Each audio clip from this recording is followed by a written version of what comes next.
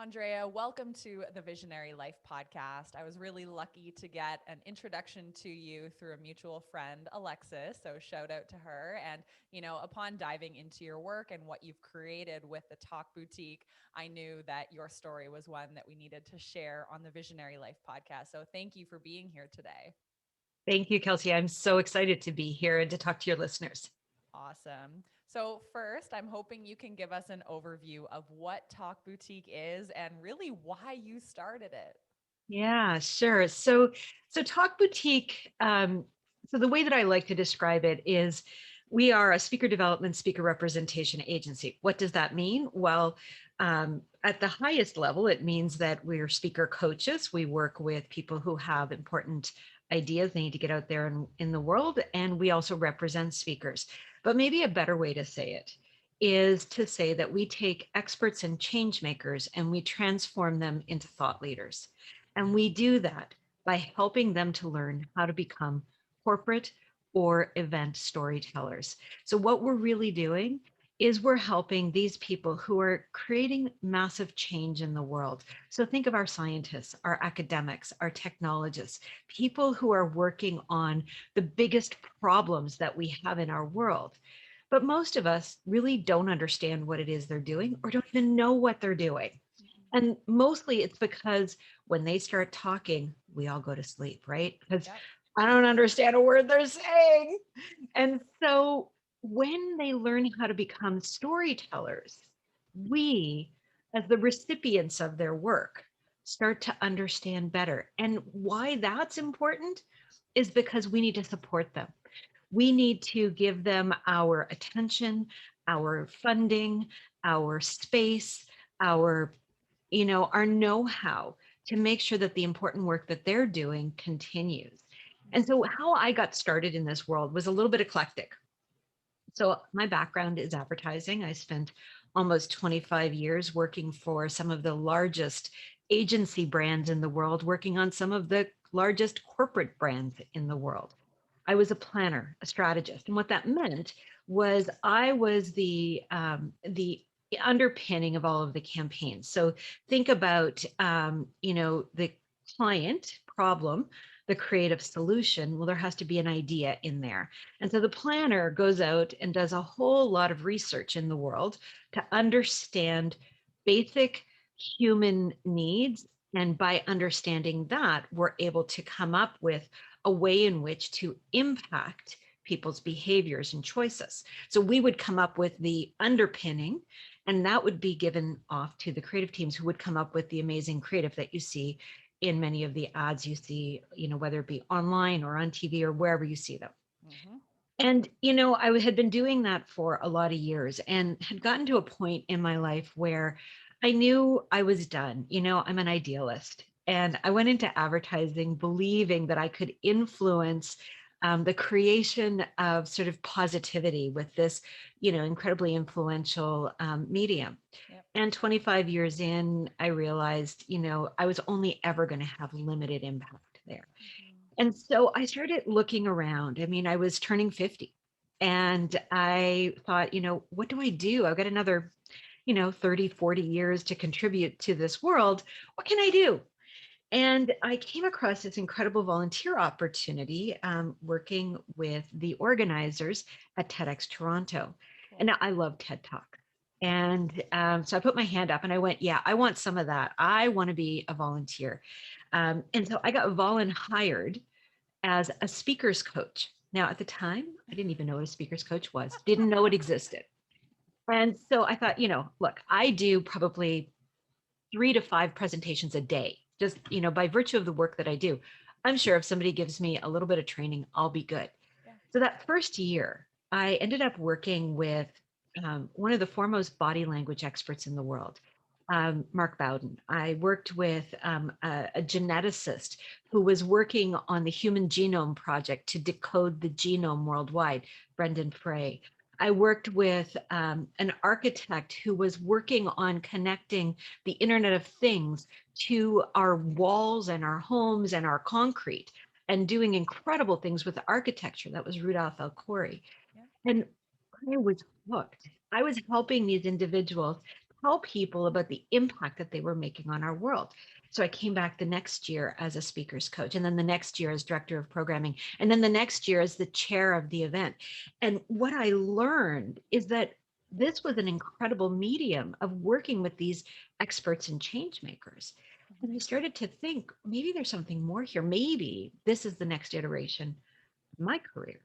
Because what I learned was that everything I had been doing in advertising, the research, the understanding of the core consumer insight, was the exact thing that I needed to help speakers and presenters do to connect with their audience, which was to develop their core idea, or what I now call their statement of purpose. Mm. And so I had been trained for 25 years, not knowing to be Yep. a speaker's coach. And so in 2015, in early 2016, I actually launched Talk Boutique with a partner. And at the time, I wasn't really even sure that anyone would ever pay me to be a speaker's coach. Yep. In fact, I think I might have been convinced they wouldn't. And I was proven wrong. And the reality is that the more that I work with scientists, academics, technologists, and artists, the more I realize their voice is needed in the world. Because the reality is, when they communicate on their purpose, what it does is it contributes to a kinder, more equitable and sustainable now and future. And that's why I do what I do. Mm, so beautifully said and well crafted story. So thank you for taking us through your entire journey. And, I think one of the things that's important to kind of pause on or double tap on is that you didn't discount your career in advertising. You didn't say, oh, that was just such a waste of time. Like, I'm finally starting my business. I should have done it sooner.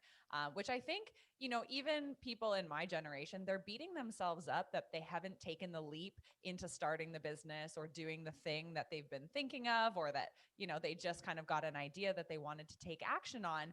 But I think what we need to really reflect on is that there is so much that we are learning at every stage, at every job, whether you love it or not. And I guarantee you that for anyone who's in a job right now, who's maybe on the path to starting a business, there are so many skills that you're going to grab from this current career path and infuse into your next chapter. So never discount past Yeah, experience. Like, I even think back to times as a bartender or as a totally. newspaper deliverer, and I'm like, I did learn very valuable lessons, very valuable skills that I infuse into my business today. So I think there's always these lessons and these learnings hiding in our various paths. I couldn't agree more. You talked about being a bartender. I was a bartender, put myself through university. But here's the thing. I actually left high school. I didn't graduate high school. I left and went to a community college and became a secretary, a Okay. legal secretary. So I did that until I was in my early 20s, and then went back to university as a mature student. Mm, Now, 35 years later, I look back, the skills that I learned as a secretary, first of all, mhm, the skills I learned in terms of legal and the legal support that I did, being a bartender and the organization requirements. Um, these were all, and I was also a fundraiser in the early part of my career. Every one of those individual jobs, and in fact, each of them in and of themselves were career choices that I made. yeah. And and they have all contributed. I still use my secretarial skills, and thank God that I learned how to type. Like it Absolutely. helps me, right? But also things like just knowing how to file. And I mean, it's like these are silly things now when we look at them, but I use them every day.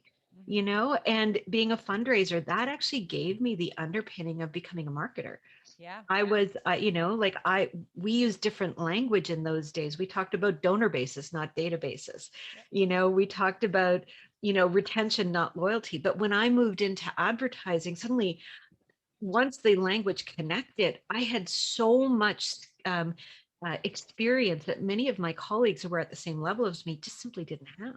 So, Absolutely. I agree with you. All of that goes into contributing to a much deeper and much more impactful career as you land on different things. And don't ever think you've landed on that career. No. Yeah. Because I can tell you, as like I said, as I sit here now, with I guess almost 35 years of experience, and I have had many, and I expect that I will have more. Yes. Yep.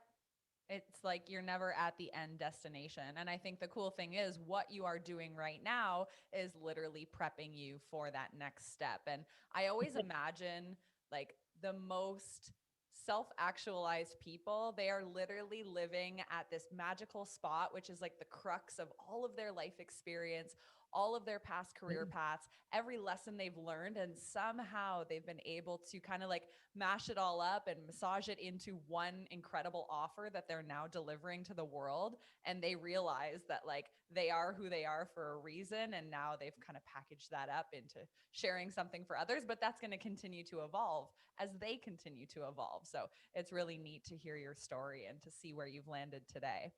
So I'm curious, because you went from a career in advertising to all of a sudden volunteering for TEDx and then becoming a speaker's coach and launching Talk Boutique, did you ever face any kind of imposter syndrome, or is that something that you were just able to kind of knock down? Because we Oh, hear this term all the time, like, I just feel like an imposter. I don't have all the expertise that, coach number 54 has, and we are in this comparison. So I'm curious, did you ever experience any imposter, or have you just been confident your whole life to kind of bust through those limiting beliefs?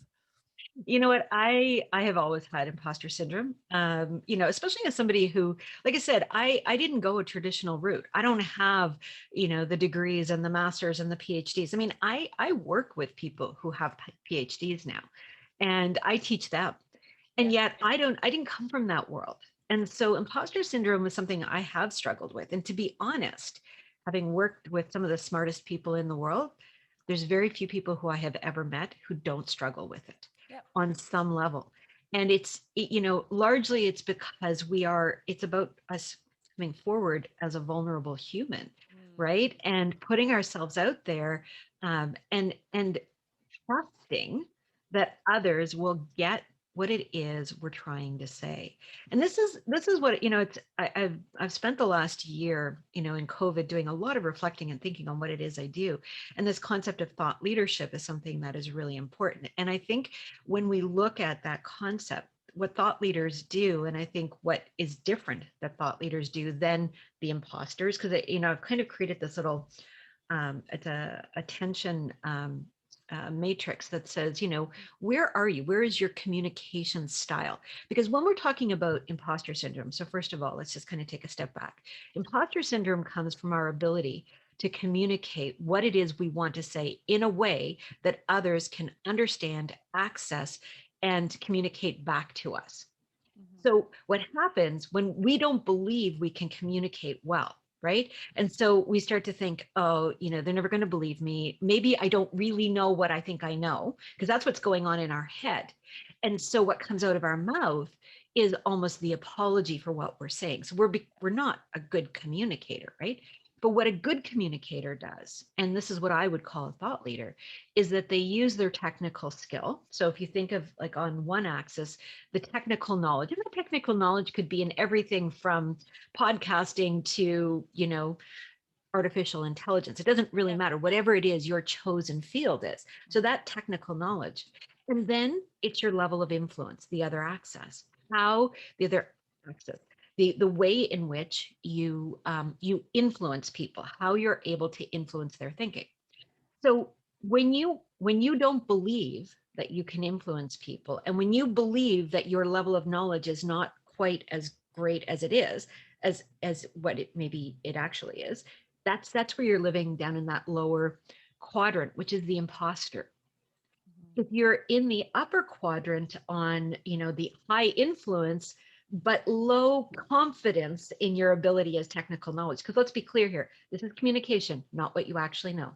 Yep. So if you're up there, you're in that change maker. You're all about heart, right? You're coming at it from like, I just want to change the world, Yep. and I want everyone to listen to me. And we talk and we talk and we talk. But the problem is we can't get people to connect in. They hear our passion and they hear our knowledge, but they're not grasping the importance of what it is we're saying, because we're not able to communicate our technical knowledge well. Mhm. Or maybe you're the other way, which is, we hear this a lot, where your technical knowledge comes out. You're talking to that person who is like a clear expert, and they are giving you the data and the facts. And here's the research study. And, they're going on. And you're like, I don't have a Yep. clue what they're talking about. Or I do, but I don't know where it all fits in. I don't know Yeah. what to make of this. Right. And that's your expert. Now, when you live in perfect harmony between the influence and the technical expertise, that's where you come into that thought leadership.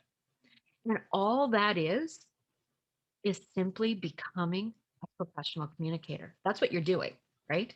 You're Mhm. stepping into the role, your mindset shifts, because it's not that you needed to go out and learn anything more. You had all the technical skills. Exactly. It's not that you needed to go and find a whole new audience. The people you're talking to are the ones you need to talk to. Yep. It's the way in which you're saying things. So from an imposter, so I had to learn that. Like that Yep. was a big thing for me to learn. To sit here in front of you right now and even say this, for me, it's huge, because I would say 2 years ago, I was still struggling with, what is it that I do? I'm really great with people. I can work with somebody, and they can come away feeling that they have their talk or their presentation or their core idea really clearly said. Mhm. But I didn't know what I was doing. Mhm. And so that imposter syndrome lives inside of that. Well, what if I can't do it the next time? What if this was a fluke? What if?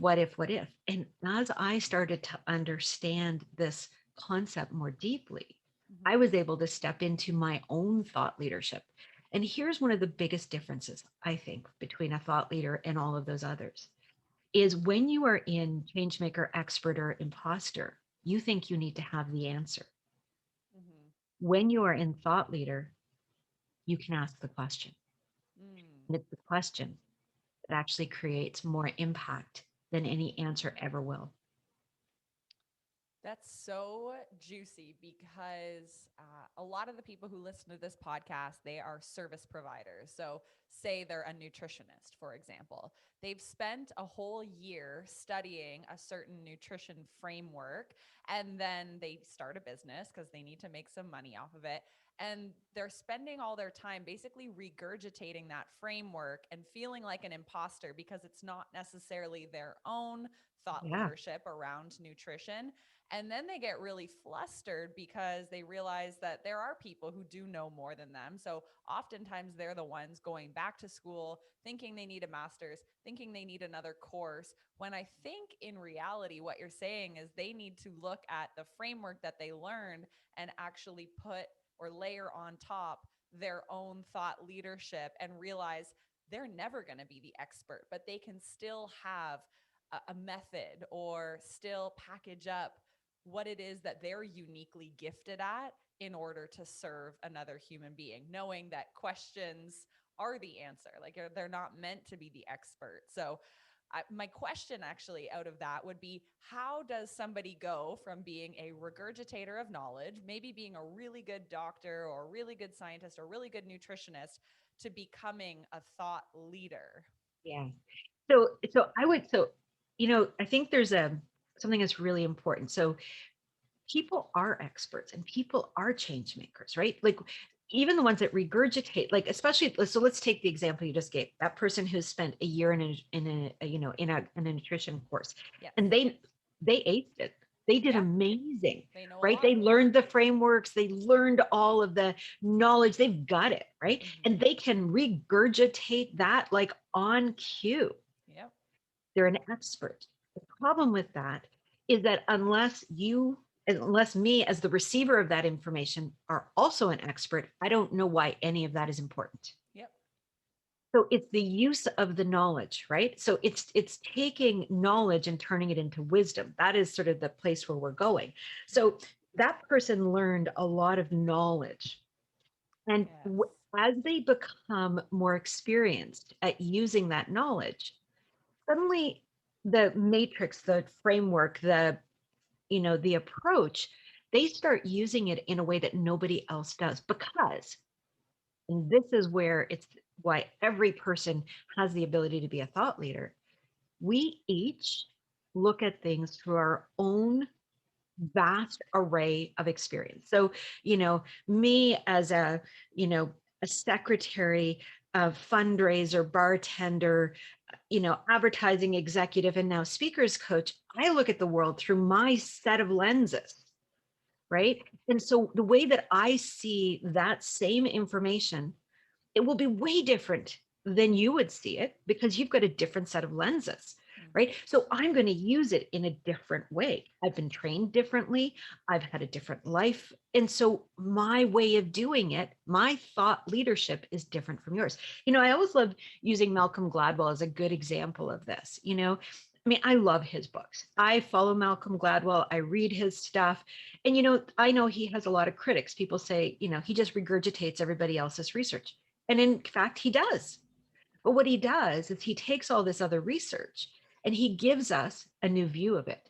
He's got a unique brain that says, here's the way in which I'm perceiving this.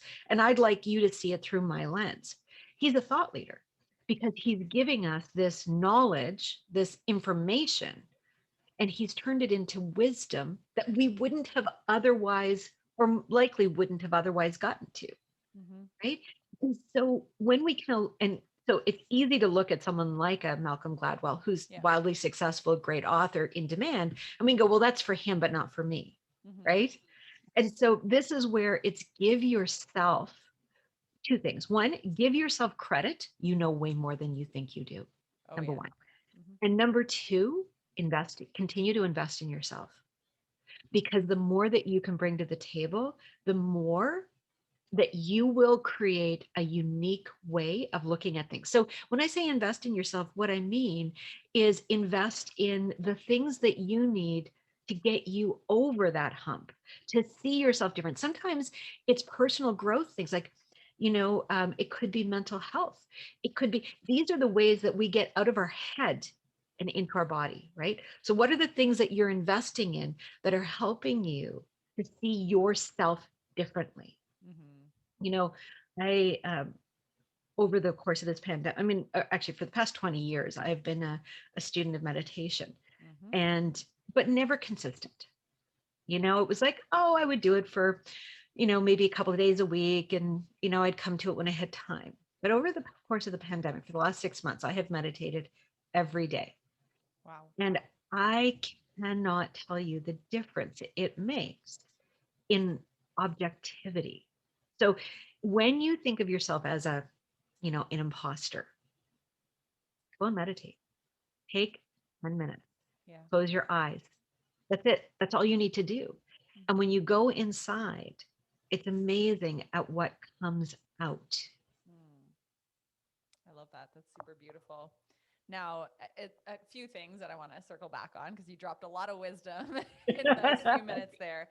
First of all, I totally agree with you that oftentimes your business growth is directly correlated with your personal growth. Oftentimes, when I'm facing what I call a business challenge, like I can't figure out how to expand my reach or to make my next launch a little bit bigger or to reach the people that I want to reach, it's oftentimes some personal growth that I need to take in order to crack through that business plateau. So that's something that I'm so fascinated with, that, we need to continue to grow as people so that our businesses and our visions can come to life, right? So I think that's some topic that I'm just keen to learn more on, and I'm glad you brought it up.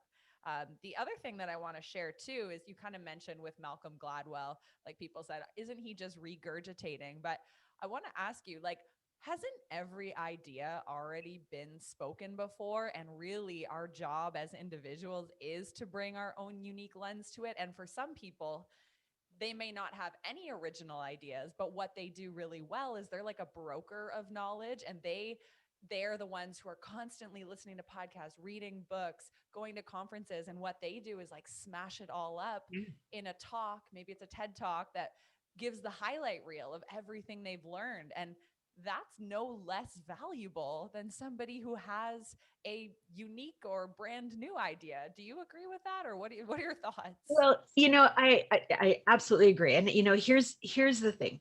So we live in a world where innovation is incredibly valued, right? Yes. Yeah. Now, when you look at what is innovation, Innovation says that there is an existing way of doing things, Yep. and I'm going to innovate on it. I'm going to give you a new way to look at that. Innovation, by definition, is actually not a new idea. Oh. By definition, right? Because innovation says the idea already exists. I'm just going to innovate on it, right? Totally. So we love this idea of innovation, and we think we have to be 100% unique. That's not true. We can't be. Now, look, are there new ideas? Of course there are. New ideas come along. But I'm reading right now a great book called The Innovators by Walter Isaacson, he's a biographer. He wrote the Steve Jobs biography. He wrote Einstein's biography. And this is a series of short stories of the creation of the computer, going all the way back to the mid 1800s, with the originator of the idea of the computer, who was Ada Lovelace, a woman who was a mathematician. And very interesting. And what was interesting is that as I'm reading this, so each chapter goes into another aspect of computer development. And what you start to see is how the computer really is an amalgamation of ideas. And in fact, in the 40s and 50s, where computers really went through, that was the development of the transistor and eventually the silicon chip. And what was going on at that time is that there were a number of competing labs that were all sort of doing very similar work. And they were all racing towards the same idea, although none of them were talking to each other. And in those days, what was interesting is that, of course, the scientists in their labs, what they were doing was working in notebooks. So every time they would do an experiment, they would write down all of the details of the experiment in a notebook. Well, that notebook would literally be kept under lock and key and would be logged in and out, because when they would go to file the patent, they had to show that they got there before their predecessor, before somebody else, right? So this was literally written materials. And there were many, many patent challenges where they literally had to go to these written notebooks and look at dates. Because when I have an idea, it's an idea that is out there. Because, it's like, again, I don't know if you've read any of Liz Gilbert's stuff, certainly in Big Magic. I mean, she talks about it being outside of us, right? That ideas are outside of us and we hook into it, right? We hook into the genius. Yeah. And so that's kind of what, I kind of believe that. It's like when I have an idea, it's because the idea is floating by, and there might be floating by 10 of us or 20 of us or 200 of us. And which one of us chooses to grab onto it and run with it? And which one of us is actually going to take it to its next level? So I don't think there is, that there are any unique ideas. I think there are new ideas, but I'm not sure there are unique ideas. I think the ideas present themselves and we make them unique. Okay, so for somebody listening who's like, okay, so I do have ideas and I do have a lot of training or certifications, but they're curious, like, how could they possibly turn that into thought leadership? I'm assuming that's where Talk Boutique comes in, right? It's like taking, yeah. So what I do is when I'm working with somebody, and I work with people who are anything from, they could be being on a stage, in front of a large audience. They could be a TED speaker. I mean, I eventually became trained by the head speakers coach at TED Global. So I do a lot of work with TED speakers. But they could also be writing a book. And I actually do work with a lot of authors. Sometimes they're just writing an email. But what I'm doing, and what is really important, is defining that idea. Okay. And what I've learned over the years is that the definition of an idea really comes in three parts. It's going to sound familiar, but we do it a little bit differently. The three parts are a what, a how, and a why. The what is your topic. It's the thing that you want to communicate. It might be your area of expertise. So let's say that you are all about artificial intelligence. That might be your topic. There's nothing new or different about that. It doesn't have to be. It just needs to be a topic. A topic. Yep. How is your point? It's your difference. It's what you're doing. It's the thing you're probably really proud of. So you might be working in artificial intelligence, and maybe your unique spin on it is to use artificial intelligence to create better opportunities for humans to connect in the real world. That might be, so that's your idea, and that's your how. Now, your what and your how, when put together, create the basis of the idea. And Mhm. that's all about you as the creator of that idea. Yeah. The why, which is, I would argue, the most important part of that, Mhm. is the passion. This is where you and your audience connect. This is where you now create a shared purpose, because that, your why, is your impact. So if you are talking about artificial intelligence to create real world communities and connections so that humans and computers can work together, creating a more equitable and sustainable future. Now we got something, right? You can Mhm. see how when you put the what, the how, and the why together, suddenly that idea becomes unique to you, grounded in your expertise, and accessible to the audience in such a way that they want to hear more. Mhm. That core idea is essential. And so what happens, and what happens so much when I'm working with anyone, is that they'll come in going, I've got a great idea, and they'll give me 3 words. I'm like, what's your idea? You know, when I used to work on TED, I mean, I worked on TEDx Toronto, like I said, for almost 5 years, and Mhm. now I have my own TED event called TEDx Corktown, Oh, cool. and we focus on sustainability. It's all about climate change. But you know, when and at TEDx Toronto, when we would put out a call for entries, we would get over 1,000 people putting in a nomination to be on the stage. We only would have 10 to 13 spots on stage. We had to narrow that down really quickly. And we would ask people, I think there was like maybe 5 questions that you had to answer. One of them, what was your idea, right? Mhm. We wanted people to tell us what their idea was. I would say 95% of those 1,000 people never gave an idea, or gave an idea that had no uniqueness. They thought it was an idea. They Oh, would write and write and write, but you'd read it and go, I don't know what that idea is. no. And so that's why using this framework of a what, how, why, and what we do when I'm working with a speaker on the what, how, why, I use a little a construct to help them hear it, which is, today I'm going to talk to you about what, and I'll show you how, because why. And what that does is it allows you to hear your own idea Mhm. in a way that is different from what's in your head. Mhm. And so when you hear it, and what often happens, I'll say it back to them, they'll like, no, no, no, that's not what I want to talk about. Great. Okay. Which one, let's go back to it. Is it the what? Is it the how? Or is it the why? And then we start, piecing it out until we get exactly, because the point of this is that no matter what you're doing, whether it's a book you're writing, an email you're writing, or a talk you're giving, that Mhm. that core idea is the underpinning. It's the foundation. It's, think of it as the foundation of your house. If that is crooked, by the time you get to the roof, Mhm. nothing's going to hold together. Mhm. So if somebody listening has an ambition to maybe get on a TEDx stage, because I feel like a lot of people do, they know that Oh, that would yeah, be like such a milestone moment in totally. your career. Would you say that like starting with a simple exercise like the what, how, why really Yes, is a foundation upon which you could build an entire 30-minute talk off of that, right? But you need that absolutely. foundational structure first. Otherwise, like it might just be a bunch of jargon and you get to the end of the talk and people are like, what were they talking about? Or what was that? What's the takeaway? What am I supposed to walk away and tell my friend That's it. about tomorrow? That's exactly it. And so, yeah, I mean, that's how we, when I work with any speaker, that's the first question I ask them. What's the one thing, if they remember nothing else about your talk, Yeah, I love what's that. the one thing you want them to remember? And of course, what happens is people are like, one thing? Oh God, I've got so much I want to say. Yes, you do. And if your audience can only take one thing and you keep forcing it to that one thing, and it's, when we get to it, it's such a moment. Some speakers are really great, they can get there pretty quickly. Others, they've got a complex message and we've got to hone it down and hone it down. And it's Mhm. not that we're cutting things out, and I want to make that clear.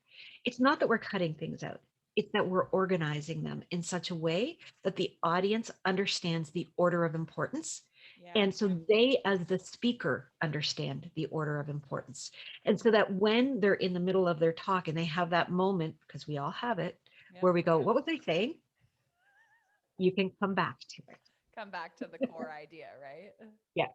Because Yeah. everything else flows from that. And Oh, so you can go, oh, right, I was in the middle and I was this, and it takes you back.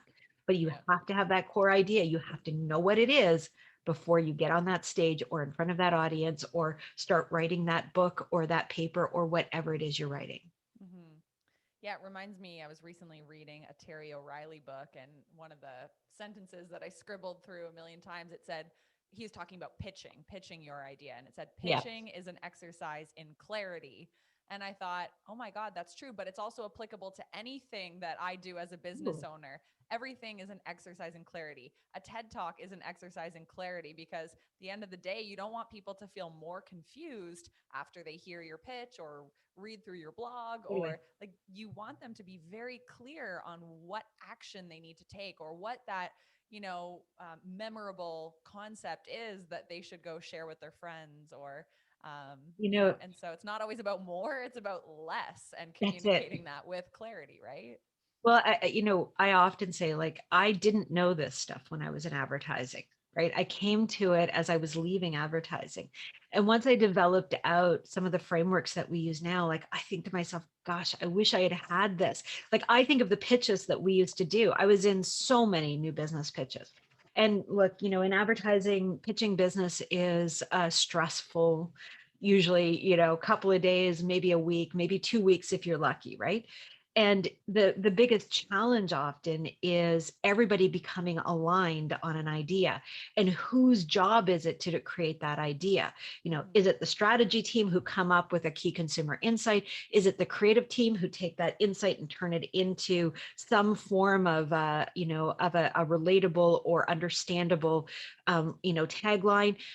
Whose job is it? And now as I look back, I realize it's no one person's job. Like, what should have happened in those days would have been for the pitch team to come together and to agree on sort of that what, how, why. And so now, your strategy team has a core idea that they're going out to prove, right? And so, and the creative team already know the underpinning of the idea. They're looking for because if you think of it, creative often supplies the why, right? It gives us that way to impact, because it's emotional. That's what creative should be doing. Mm-hmm. But if we know the what and the how, the why is actually pretty easy, because you can see how it could create impact. And that's where the emotional impact of advertising comes in. So when Terry, who I love, Terry O'Reilly, his stuff Me is too. amazing. When he talks about clarity, that's what I think he's talking about. It's like, get very, very clear on the one thing you want the client, and then everything else is built outside of that. So you're Totally. constantly coming back to it. So if I'm sitting in the client's chair judging this pitch, I can make the decision based on that core idea. I either agree with it or don't agree with it. If I don't agree with it and they can make me agree with it, wow, that's Yeah. powerful. If I do agree with it and they can connect me in more, great. Or if I already agree with it and by the end of it, I'm no longer agreeing with it. Okay, now that's maybe they're not convincing everyone. So so it is that clarity, right? Yeah. But you have to have the idea really, really defined. Mm-hmm. So, aside from a very well defined idea and clarity on like what it is that you are talking about, I'm curious, what are some other qualities of remarkable talks or um, remarkable thought leadership? You know, I don't know what so would I come think up there's with a that. couple of things. So clarity, obviously, clarity of thought, yes, for Clarity of sure. thought. Yes. But also being able to be a storyteller. Yes. Which I feel like I feel innately bad at that. I don't know if that's just a limiting belief, but how do we become better storytellers? Storytelling is a learned art. Okay. And most people say, oh, I don't know how to tell a story. And I remember we were working with we work with a lot of scientists, and we were working with a large group of ophthalmologists Okay. many years ago. Yep. And we were helping them to do surgical procedure talks as TED Talks, 10-minute TED Talks. And so we were helping them to become storytellers. And so before our very first workshop, we were doing a storytelling workshop, and they were quite nervous about coming to a storytelling workshop. And, about 2 days before, I get this frantic call from the lead ophthalmologist who was organizing it. I'm having lots of people call me because they don't know what a story is. What's a story? Yeah. Right? Because we're trained out of storytelling, not into storytelling. Yeah.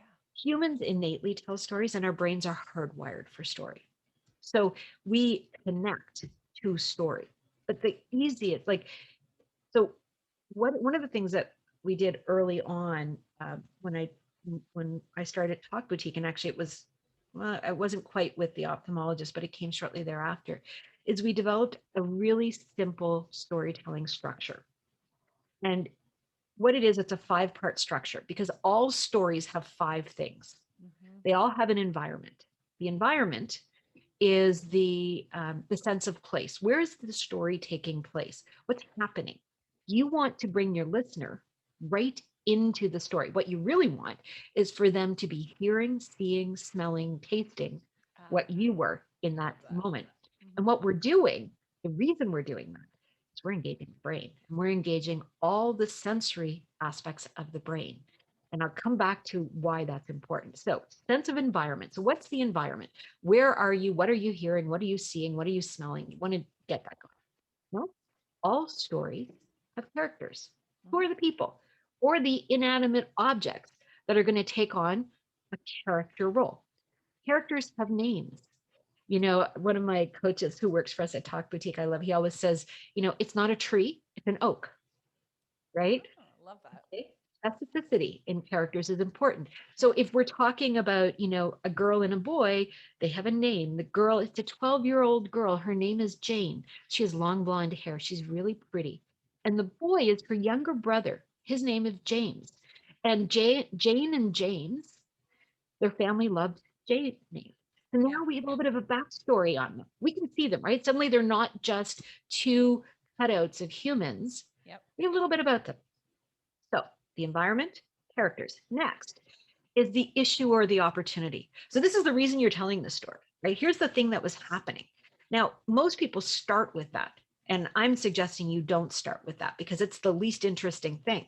You got to bring us into it, right? So the thing that you're talking about, so it could be that Jane and James got lost in the woods. Okay. So, okay. Now because you may have said, we're walking through a beautiful wood. It's one of those crisp autumn days. You can hear the leaves crunching under your feet, and you can smell the sharp smell of pine in the air, and the birds are chirping. Jane and James are walking. They find that they have lost their way. So now we're at the issue or the opportunity. Now, what any good storyteller will do, after they've given us the issue or the opportunity, and they've maybe expanded upon it, given us lots more details on that, is there's that what we like to call the and then moment. It's what is the raising of the stakes. It's a tension point. So we have an initial issue or opportunity, and then we raise it. What's the and then thing that happened? Now, you can have more than one and then thing, because that's, the great thing about stories, especially if you're making it up, you can have a couple of those. And in our lives, the stories of our lives have many of those tension points, right? Yeah. So you want to keep that tension point because that's the point at which you unbalance your audience and they lean in. And then finally, it has a conclusion. So environment, characters, issue or opportunity, the raising of the stakes, the tension point, and then an outcome. That's a 5-point story structure. Now, when you ask the question of what makes a really engaging talk, or how can we really bring people in, it's when a talk is a story. Okay. So think about all of those presentations that you've been to. So you can, I'm sure in your mind, you can think about probably 1,000 boardroom presentations or, some form of a presentation that you've been in where 5 minutes in, you completely disengaged, you were doodling on your notepad in front of you, or maybe, secretly looking at social media or whatever it was that Yeah. you were doing. Mm-hmm. And by the end of it, you kind of caught about 20% of it. You figured that was enough. You'll read the deck later, Mm-hmm. right? Okay. Now think of the few, maybe 5% of every present of all presentations and or talks you've ever been to, where right out of the gates, somebody starts telling you a story and you're like, where the hell's he going with this? Yeah. You know? And you're like, wow, she's really engaging. And Mm-hmm. you're like, I don't know where she's going with this. I better pay attention because I Yeah. think there's something important here, and then they get to that moment of where things change. And all the way through, suddenly they're dropping in data and they're dropping in details and they're citing things. And you're like, wow, but this is a really interesting story. I want to know what's going to happen. Mm-hmm. Right. So you paid attention through the whole thing. And by the end of it, when they wrapped it all together, you're amazed, right? Like, I mean, we've listened to those TED Talks. Yeah. And what happens is that what has happened is that person has taken the story and they've taken their core idea, Yes. that statement of purpose, and they've embedded the core idea inside of that story and they built the story around the idea. Mm. You don't know that, nor would you ever know that. But that's how they got there. And so what they did is they used that story as a carrier for their idea. And you, as the listener, now will remember the story because we all remember stories. Because again, I'm going to come back to the brain science here. Our brain is hardwired for it. You will go on and tell that story. And when you tell that story, what you're actually doing is sharing that idea. And Mm. that is how stories, that's how ideas gain life, gain, that spreading opportunity. Now, our brains are hardwired for story because we're sensory in nature. When we speak data and facts, you're really only speaking to the language processing parts of the brain. It's Mm-hmm. one, maybe two parts of the brain. The more parts of the brain that are active, the more places the brain keeps memory. So when you impact all of the sensory cortices of the brain, what you're doing, literally, and they've done lots of um, uh, MRI, not MRI, the fMRI, Yeah. where they can see the brain activity. And literally, when a person is listening to a story, the brain lights up, completely Cool. lights up, right? Yep. Because all the sensory aspects, the brain just like, this is cool. And so it's got all these places to hold it. What's also happening is it releases dopamine. Okay. And so dopamine is one of the pleasure Yep. neurochemicals. So you feel good.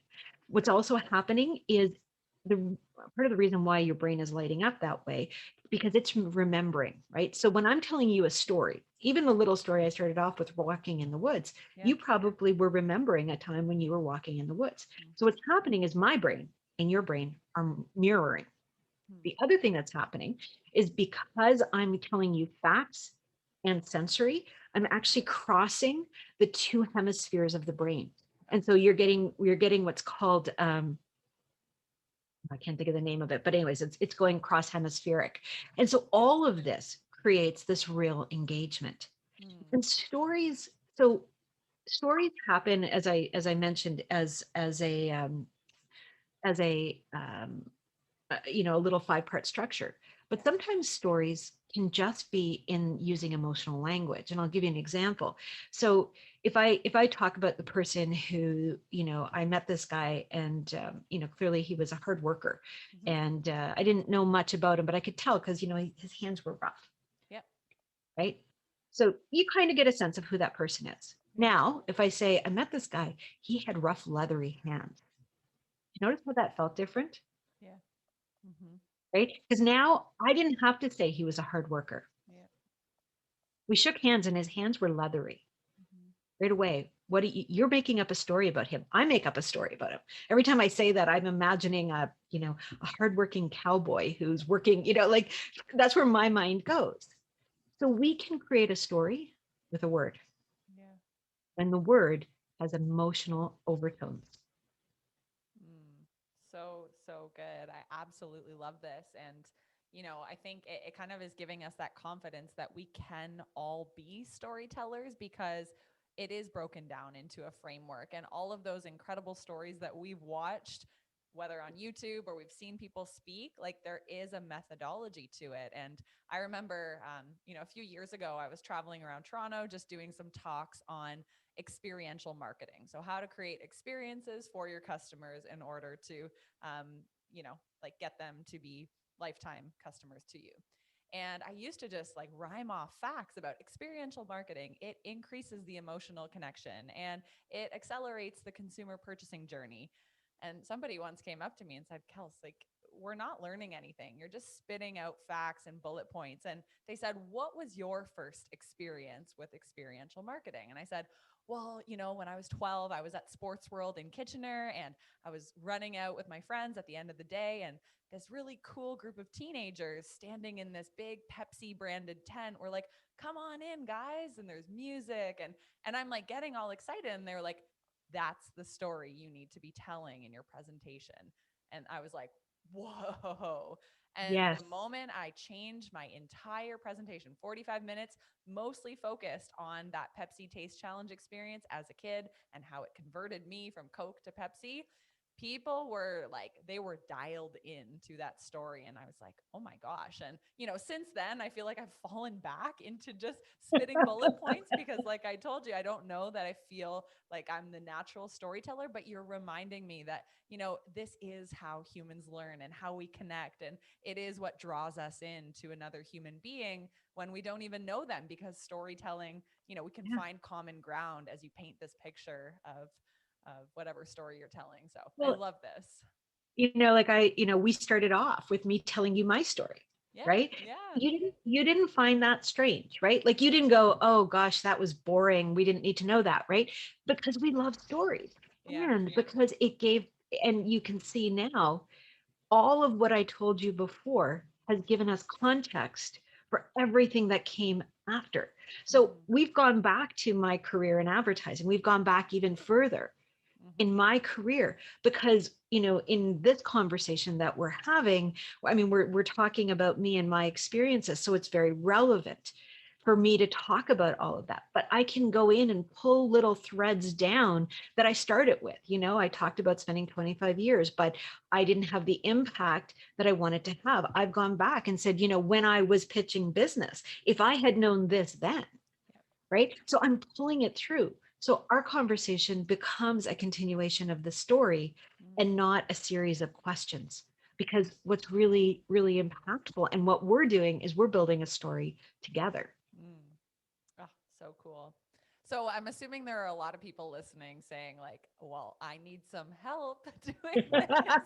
So I'm curious if somebody listening is really connecting with your message right now and they're at a place where they do want to find their big idea. They do want to establish their thought leadership. How can they work with Talk Boutique and what does that process look like? Yeah, so we work with individuals and teams.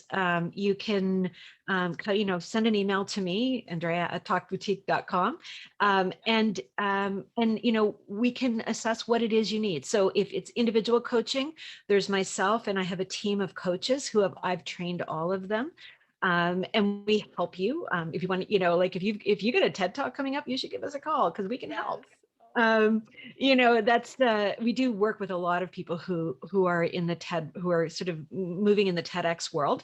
But also if you've got corporate presentations or a stage presentation or a virtual presentation, look, we do a ton of work with virtual speakers and virtual presenters. But we also work with corporate teams. We have team programs where we have a really fun program where we create an internal TED Talk. So we actually create it internally. So we do everything the same way we do with an entire stage of TED speakers. And today we're doing it now virtually, where we set up the virtual showcase at the end, and we'll usually have 10 or 15 people going through the program, and they're presenting their thought leadership. And so it's really helpful to corporate teams because so many times, people who are at that sort of middle management or sort of moving into senior management, they need to be able to tell their stories in a way that impacts people, persuades people. And so we teach them that fine art between storytelling, presenting, and doing talk. And so that's what these programs are. They're aimed at creating these presentations that feel like a TED Talk, but that deal in the corporate world and create the outcomes that corporates need. So there's that. So individual teams, and then we have a digital program that's called the Thought Leader Academy. That we take students in a couple of times a year. We'll have another intake coming up soon. And so there's digital on demand, there's about 18 or 20 master classes Cool. that I, uh, that I've recorded, and then it's group coaching. And so you get to be with a small group, usually it's under 10 people, working through with our coaches on developing your talk. And it's a lot of fun. So three Love different that. ways you can work with Yeah, I us. feel like that would be especially a way I would love to get involved with you guys, and a lot of my students and clients could probably benefit from that as well. Yeah. So I will link all of that in the show notes. And, this has been so enlightening. I loved chatting with you and hearing how we can all become thought leaders, even if we don't identify as such right now. But I'm going to add to my vision board to do a TED Talk one day. And, Yeah. I feel like I've got some prompts that I can immediately start working on. So thank you for the action items as well. And I would encourage people to connect with you if they want to learn more or to see how they can collaborate. And love the idea of companies doing this too, because one of my first corporate jobs, will say, they had the best onboarding and it was all about story. And I retold that story as an employee like 1,000 times because I was on the front lines of the business talking to customers. So I'd always say, do you want to hear how this product came to be? And because the story was so well crafted, Yeah. I was out there spreading it. So, I think it's a way to have an idea be shared over and over is when you have a clear story and idea. Totally. Totally. Well, Kelsey, this has been fabulous. I have enjoyed every moment. I love having conversations where we get to really delve deeply into these sort of, you know, ideas that I think people feel that they're not qualified for. And when you Yep. can kind of debunk that and say, you're qualified, you're more qualified than anyone to be you. Yeah. And so when you're qualified to be you, get out there and tell the rest of us what's unique about it. So good. Well, Andrea, thank you so much for sharing, and I wish you all the best. And we will definitely be connecting with Talk Boutique. So I would encourage everyone to click the links in the show notes. So thank you. Thanks, Kelsey.